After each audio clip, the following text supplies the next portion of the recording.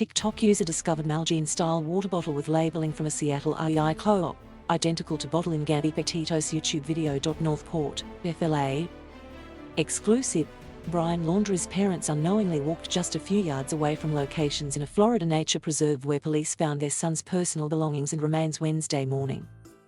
They arrived at the Myakkahatchee Creek Environmental Park entrance at around 7:25 a.m. and two members of law enforcement arrived wearing hiking attire in a separate pickup truck.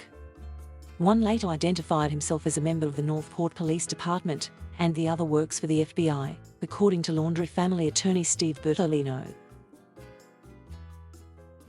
The men said nothing at the park entrance and followed the Laundries from a distance of no less than 50 feet. There were no other people present at that time, although later that morning at least 3 bystanders came through the area: a man walking his dog, a woman walking her dog, and a man on a bicycle.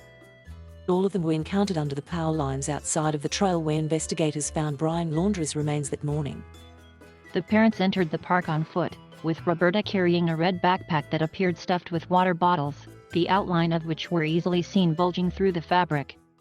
Chris' hands were empty, and his pockets did not appear full. The couple walked at a steady pace toward the Livelong Trail, just off of South Powerline Trail in Sarasota County's Big Slough Preserve. Before they entered there, they peeked into brush nearby, returning empty-handed but complaining about the presence of a reporter and asking to be given at least 25 feet of space. Then they entered the Livelong Trail next to a wooden marker labeled 149 at around 7:40 a.m., with Chris repeatedly stepping into areas of brush, popping back out at least a half dozen times. The two law enforcement agents remained far behind, although within sight. Chris and Roberta Laundrie stood in the same area Wednesday morning. The bush in the lower middle part of the photo can be seen to Roberta's right in pictures taken from the ground. At around 8 a.m. Chris split off into an area of brush and Roberta walked up the main trail. The officers followed Chris, who rejoined Roberta without them about 12 minutes later, with his pants wet up to his knees. By then, Roberta made her way to the edge of a clearing that police cordoned off after telling the parents that they'd discovered human remains and some of Brian's personal belongings. She was about 15 yards from where investigators set up a blue tent and within a ring of yellow caution tape that appeared in news helicopter footage later that day. 20 yards in the other direction is where police set up a white tent in the brush. Investigators were seen searching both locations, a short distance up the trail from the dry bag. Chris came back and met Roberta at the edge of that clearing. They spoke in whispers and turned back toward the entrance of the trail around 8:15 a.m. Through their attorney, they said that they had not seen anything in that immediate area at the time. Neither did the reporter present. The parents also said they had not been told by authorities exactly where their son's remains had been found. Spokespersons for the Northport Police Department and FBI both declined to specify which location contained Brian's remains and which contained other items of interest. But the Laundries did not walk into either location or place any items on the ground in the area. Also in the immediate area is a rope swing, but it looks to be different from the one Brian Laundrie posed on with his nephew in a July 2020 Instagram image taken in the area. On Sunday, a group of people including TikTok user @chroniclesofolivia returned to the area where Chris and Roberta found the dry bag and discovered some bone fragments in an Nalgene-style water bottle with labeling from a Seattle REI co-op. An identical bottle can be seen 7 minutes and 27 seconds into Gabby Petito's van life YouTube video.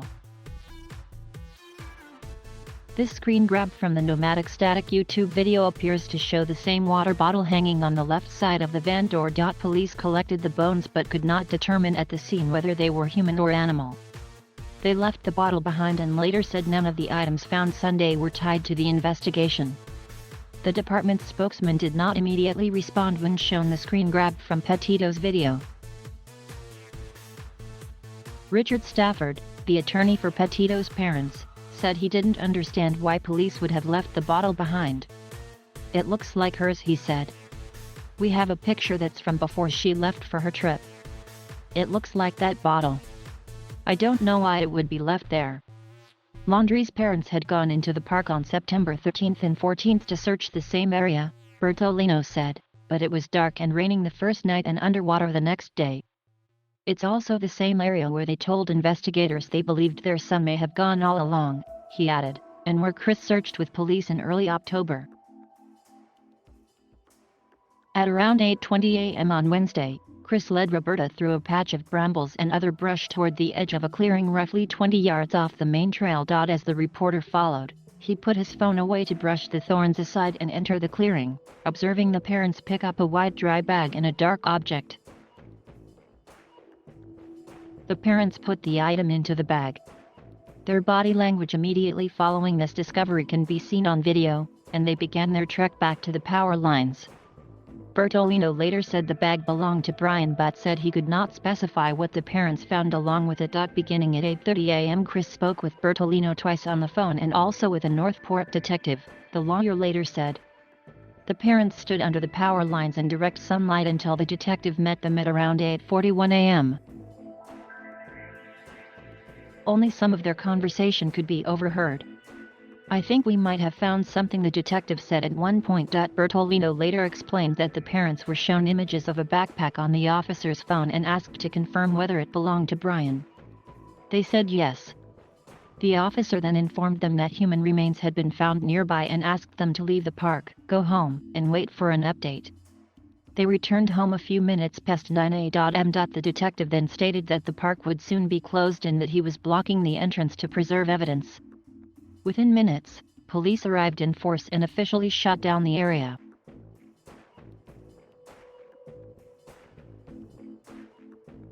Thank you for watching. Please subscribe